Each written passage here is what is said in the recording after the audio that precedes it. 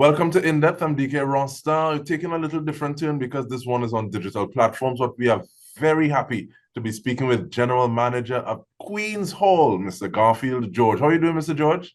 Thank you, my friend. I'm happy to be part of this program today. And now, when people say Queen's Hall, you capture these iconic images past. I remember when I was a little younger and a little slimmer, I used to be running through some of those slats for music festival and stuff. But I want us to start off in terms of getting an idea of the vision and mission of the Queen's Hall. Thank you. Yes, no problem. I too, I grew up in St. Anne's, and I remember, when I was a young chap as well, running through the Queen's Hall yards as well, and it has changed tremendously since those days. We have renovated over the last couple of years to bring it to a more international standard.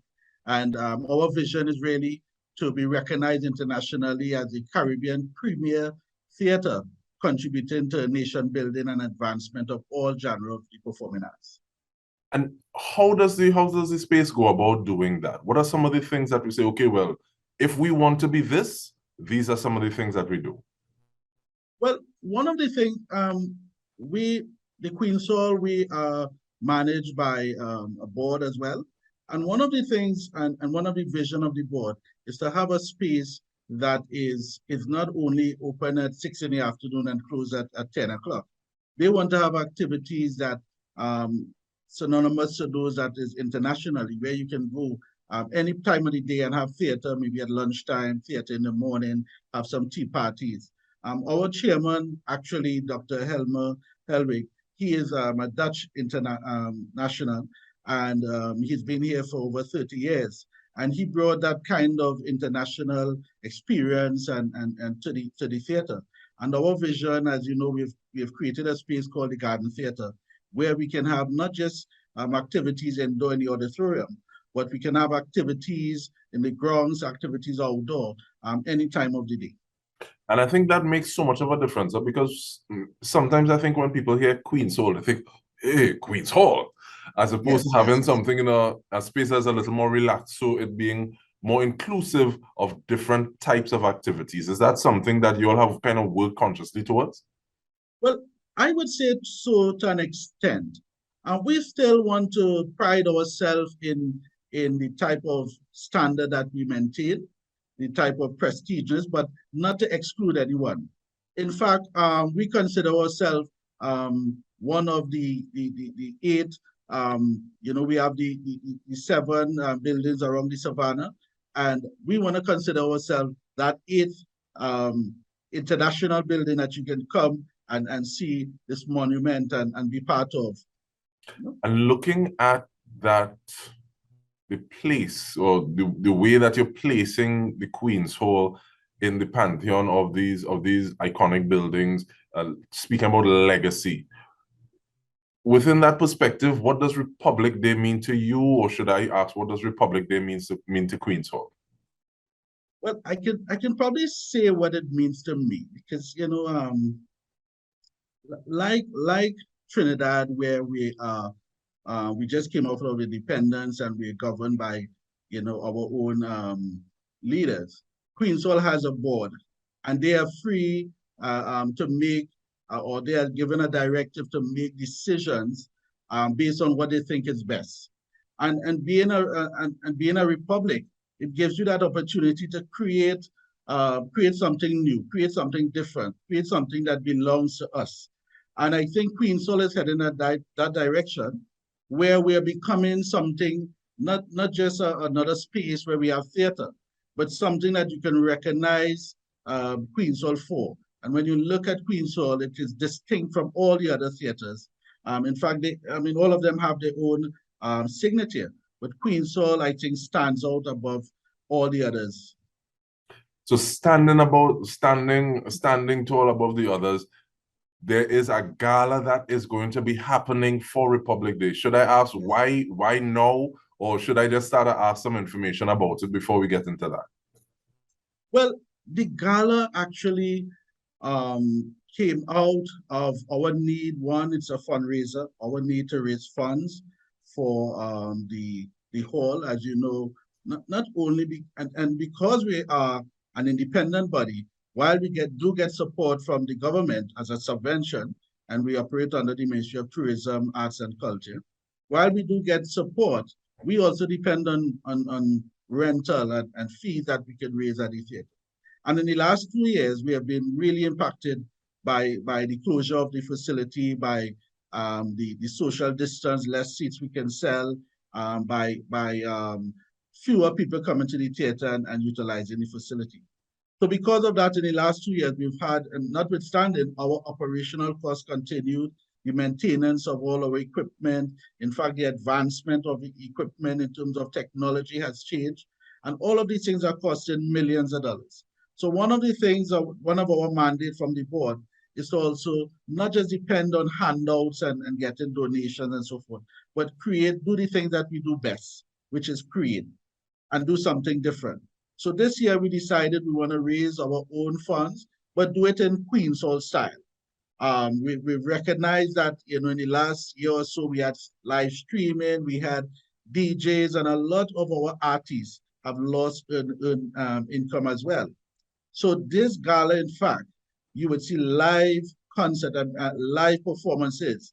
Unlike all the others where you would see DJs and so forth, we're having live performances where we bring in all these artists together, local artists, mind you, while you might see a lot of foreign artists having concerts.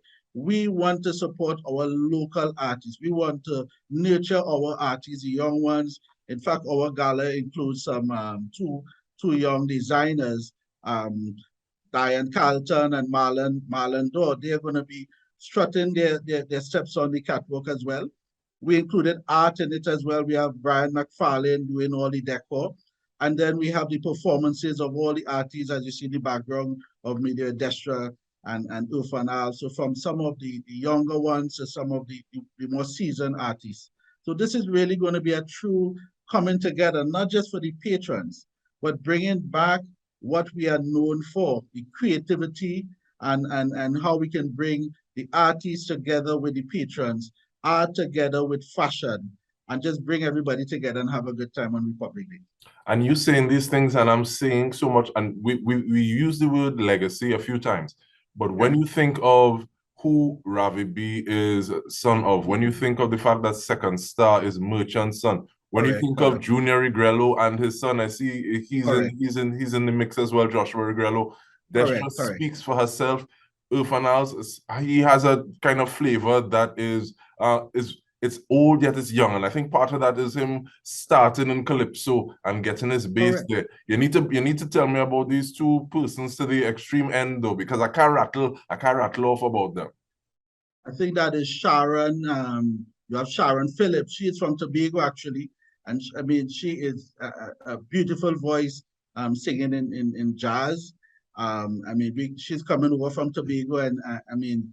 I hope you're here at the concert. She is going to blow you away.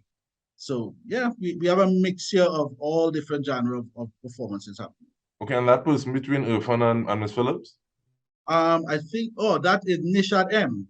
Nishad M. He's another chutney artist as well. My bad, I'm supposed to know better. And even when you think about those designers that you would have called, Diane Carlton being the daughter of Blakey, and Marlon Dorr doing really good things. Really well, yes. And it just speaks to the fact that we have a certain level of quality available here that is locally grown, that would have even gotten some of the capacity from outside, because Marlon George would have been one of those people who studied under Mr. Boodoo. I think it's Andrew Boodoo at Seville Row.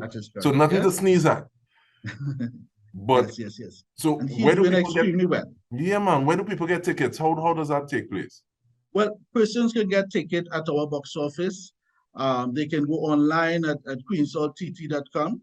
Our box office opens at 12, closes at 6. But however, if they come in earlier, before 12, they can get it at our receptionist. The event is tomorrow, Saturday, which is Republic Day, the 24th of September, Saturday, 24th of September, and we start at 6 p.m. And it's going to be a show that is going to run from events from the beginning right up to the end.